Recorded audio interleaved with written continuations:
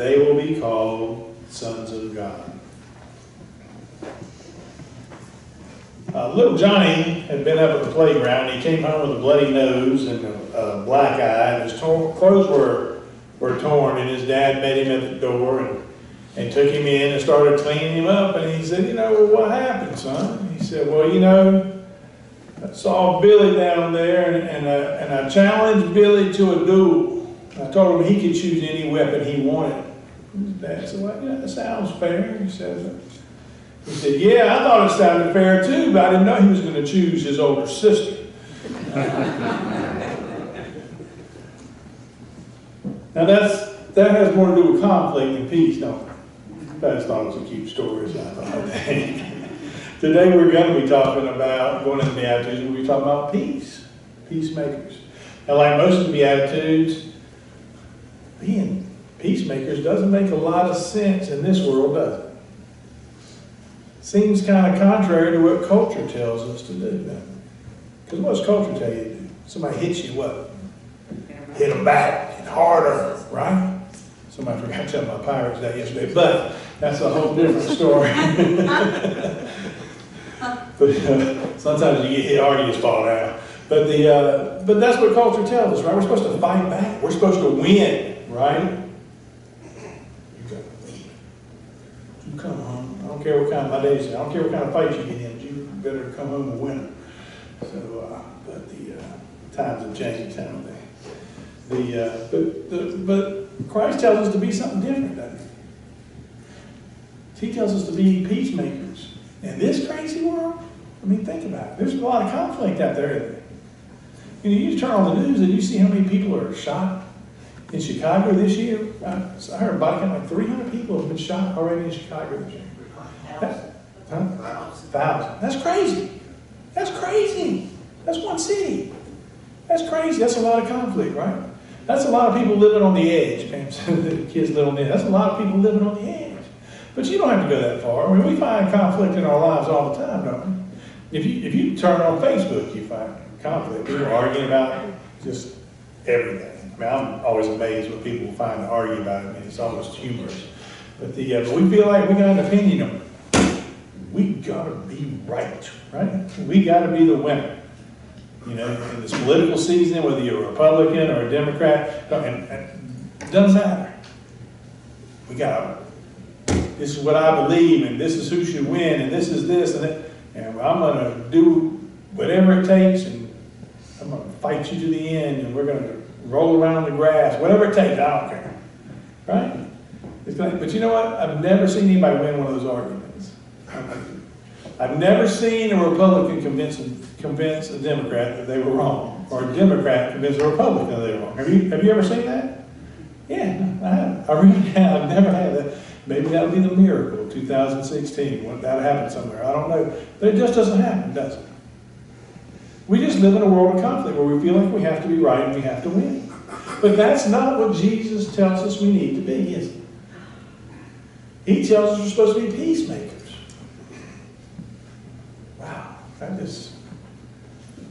It sounds simple, but that's not easy by any means, is it? It's not easy to live in peace, is it? But what does that word peacemaker even mean? If we know it's a compound word, peacemaker, we look at the word peace, the Jewish people say it comes from the word shalom, right? And they use that as a greeting, like, hello, that's how they say goodbye too, shalom, shalom. So if you're passing somebody quickly, it's shalom, shalom, just like it's like hello, goodbye. But what does that mean, peace? They're wishing them peace, and when they say that, what do they mean? I mean, they're wishing you health. They're wishing you prosperity. They're wishing you absence of conflict. They're wishing you well, right? Most of all, what they're really wishing you is the presence and the peace of God. Is what they're really wishing you. That there would be no conflict in your life. That you would be at peace. And that's a nice place to be, right? No conflict. Have you ever had like 10 seconds of that? Really good stuff, you can get it. There's no conflict. But that's what they're wishing you. And the other word maker means to do, or to make, or to create, right? It's an action word. It's filled with energy. It's a call to action, to make something, to do something, right? So the two words put together means that we're supposed to actively pursue peacemaking, or making peace. It's not something we're supposed to sit back and wait for it to happen, because I can tell you, peace never accidentally happens. It just doesn't. It takes action. It takes somebody doing something to bring the two sides back together. And in this crazy world, we need more people looking to bring people together than to tear us apart. It was true then, and it's true today, isn't it? Because one thing hasn't changed over all these years. People are still at war with each other. People are still in conflict with each other. A lot of people are in conflict with themselves. They're still looking for peace for themselves. And you can't make peace if you don't have peace. Right? You can't give something that you don't have. You have to have that peace. It's inside you. So when Jesus says, I want you to be peacemakers, or blessed are the peacemakers. Blessed are those people who go out there and actively pursue. What does he mean? Peace. What does he mean by that? Does it mean an absence of conflict? No, not really, because there's always going to be conflict. Sometimes the peacemakers cause the conflict, right? Does it mean we're going to go out and give the people who are unhappy everything they want? No, it doesn't mean that either. But what it means is that we're to go out and to seek to make relationships right. A right relationship equals peace. If your relationship is right with God, you're at peace with God, right? If your relationship is right with other people, then you're at peace with them, right? So we're to actively go out and try to right relationships is what we are to do. You understand that? Give me a nod. Or a giggle. Or something. But it means that we're supposed to actively go out and try to right relationships. That's what Jesus did, didn't he?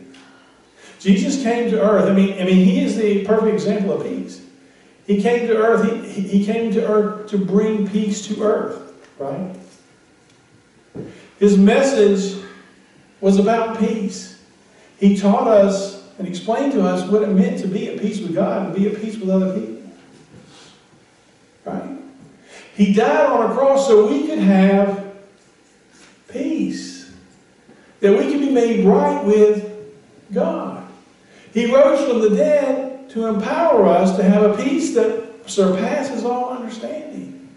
That we can be right with God. That we can be reconciled with God. He served as a bridge on that relationship. That broken relationship between humanity and God. And he calls us to be bridge makers. He calls us to be bridge makers as well. That we should help people to be right with God. That they would have the right relationship with God. And that they would have the right relationship with other people. You know, if you have those relationships right, there's nobody left to argue with. You realize that? There's no conflict because there's nobody left to argue with. Right? And does that even sound remotely familiar to you? To make relationships right with God? To make your relationship right with other people? Do you remember what Jesus said? Love the Lord your God with what? All your heart, your mind, your soul, and all your strength. And to love your neighbor as yourself. Sounds very familiar to me. That we're to make peace. The Old Testament told us that the Messiah would be called what? The Prince of Peace. When Jesus would absolve people of their sin, he would say, go in peace. See, Jesus is all about peace. And if we're to be Christians, and we're to be true followers of Christ, then we're to be all about peace as well, aren't we? We are to be the peacemakers. That's what we're called to be. You say, well, that's fine. I want to be a bridge builder, but I don't have any tools.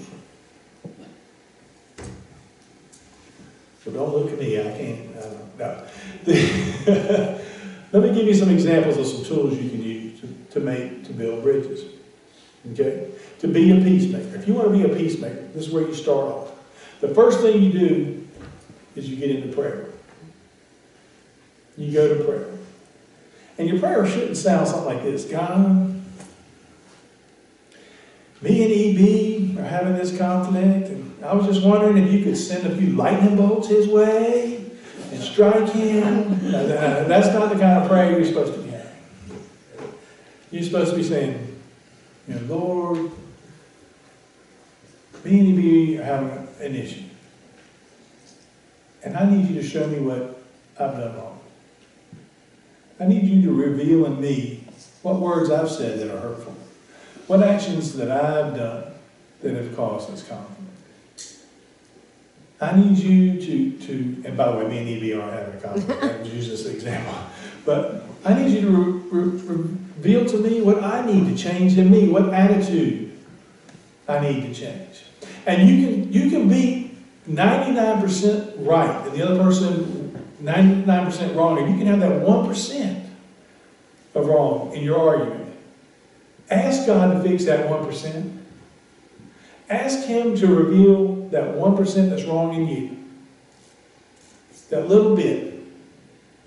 And when you've done that, then give the whole thing to God. Then ask Him to take control of that situation. And pray for that reconciliation. And to reveal to you what you need to do to make that situation right. That's number one. Number two is, I told you before, peacemaking is action, right? You're called to do something, right? You're not called to sit home and wait by the phone. You're called to make a difference. You know, Jesus tells us in Matthew, I think it's chapter 5, I think it's 23, 24, but He tells us, if you bring an offering to the altar, and that you have a problem with your brother, you need to leave that offering there. And you need to go and reconcile that problem with your brother. And then come back and make the offering. So what He's telling you is that relationship, making that relationship right is a priority. Right? And it requires action. He says you're supposed to go. You know, you're supposed to do. You're not supposed to sit back. You're not supposed to wait for the text, or the Snapchat, or the email, or the phone call, or the knock on the door. You're supposed to go out and write that letter, or pick up that phone, or text, or Snapchat, or whatever it is you do to communicate with other people. You're to take the initiative. Well, you know, I don't know about that preacher, because, you know, that person did me wrong. That person talked bad about me and said things that weren't right, and it's not right, and I don't know if I can take that initiative. I don't know why I have to be the first one. Well, I'm going to tell you why. It's biblical.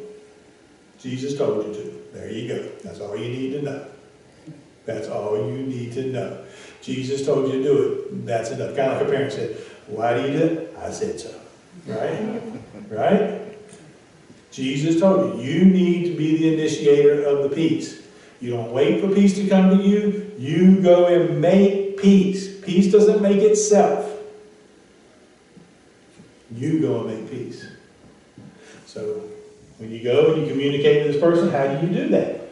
What do you say? Do you go and you say, you know, I'm really angry at you. You are a sorry human being.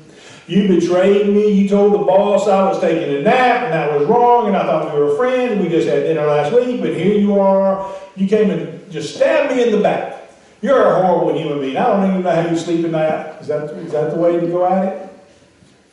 No. Because when you use those kind of statements, what you're inviting is an argument. You want to continue the argument. Truthfully. But what you can do when you go to the person is you can tell them how you feel. You can use what they call I statements. I feel. You know, I want to let you know I feel betrayed. Yeah, I kind of thought we were friends. And I had something in my eye and I kept them closed for a few minutes. whatever you want to say. But what you want to do is let them know how you feel. how this situation made you feel. Not you're a terrible person. This is how I feel in this situation. Because there's no debate in how you feel.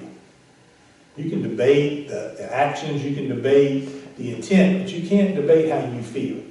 So when you go to somebody and say, you know, when you did this, or when this happened, this is how I felt. So you're letting them know how it made you feel. And then you need to do something different. You need to listen. Not just listen. You need to listen to understand, not listen to respond. Now, in case you were listening to respond, I'm going to repeat that. You need to listen to understand, not listen to respond. Because when you're listening to respond, you're looking to carry on that argument, aren't you? You're waiting for that aha moment. You're waiting for them to say something and go, aha! Woke everybody up, didn't I? Aha! I got you. Just as I thought. You are a sorry human being. You know, or whatever you're talking about. But when you seek to listen to understand, then you're seeking to find out what their side of the story is. Where are they coming from? Why do they do it? And they may indeed be a sorry human being. That may be the case. But listen to understand. Try to understand what they're saying and where they're coming from. Right? And to hear their side of the story. It may change the way you view things. The intent that you thought was there may not have been there at all. But we'll never know if we're listening to respond instead of listening to understand. Right? Listening is the key part of resolving most issues. Not talking. Listening. Amen. We got a whole world full of talkers and not a whole lot of listeners. I'm going to tell you. Lastly, this is key. Don't put your business on Facebook. I don't know how to done it. You don't need to tell the world your business. That's why they call it your business. Okay? If it was world business, it'd be called world business. It's your business. If you're having a disagreement with someone, if you're having an argument with someone, you don't got to tell the world. You ain't got to call 12 friends and let them know. That's your business. It's between you and another person. You say, well, I just need some advice. Okay, well, let's look at that.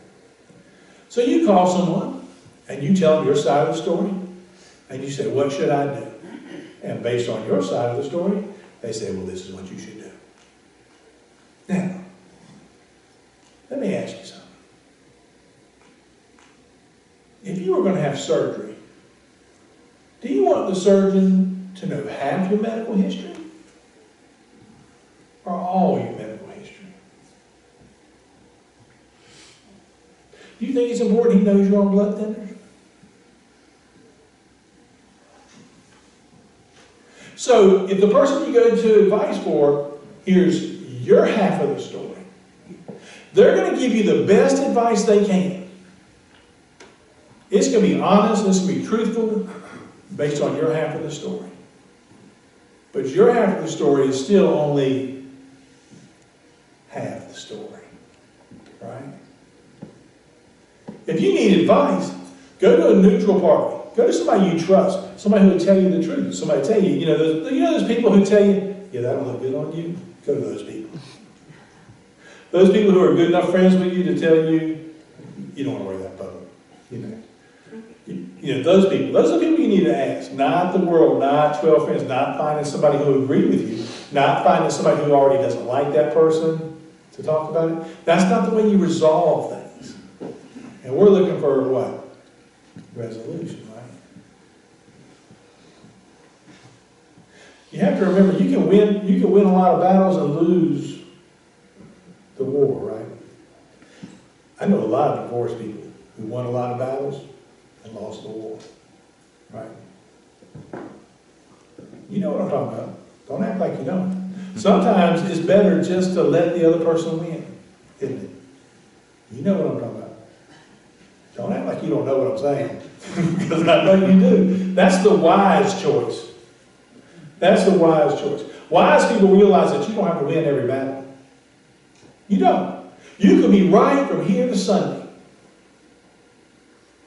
but be wrong, couldn't you? You're right, you push it, and I won, you lost. Right? You lost the relationship to prove you were right. That's a pride thing. Don't let pride ruin your relationships. Don't let pride keep you from making broken relationships right. Not with God, and certainly not with people. Jesus was a peacemaker. And he wants you to be a peacemaker. You know, it says that peacemakers will be called sons of God. At first reading that, you might think, well, we're all children of God. And so, you know, we're already... Sons of God is different than children of God. Children of God means you're part of the family, right? Sons carry on the family name. So if you're carrying on the family name, that means you represent what? Family values, right? You're the one who's representing, right? It's your name. You know, my dad told me a long time, he said, the only thing the world can't take from you is your name. Only you can mess that up. And it's true. The world can take everything I own, everything I wear, but only I can surrender my name. Your good name is all you got. Right? It's the only thing you carry with you. They say Billy, you want them to think of good things, right? We say, E.B., you don't want them to think bad things. You want, oh, E.B., outstanding man, truthful man, man of integrity. That's the things you want, right? You know what I'm saying? E.B., oh, he's a scoundrel. You know, nobody wants that. Nobody wants to hear that. Right? So when we represent our name, but not only represent our name, we represent the family name. The family name, we're Christians, right? Followers of Christ. And if we're going to be followers of Christ, then we need to represent Christ in a manner that will be pleasing to God. And that's be peacemakers. To go out into this dark, dark world and reflect that light that God has shone on us. That price that God paid for us on the cross when he came and was a peacemaker. Right? Today God's looking for people to join his peace corps. The question is, are you ready to join? Are you willing to fulfill that mission to go out there and change the world? To one person at a time, right relationships. You don't have to go out and make peace between Israel and Palestine, but let's start with the people you know.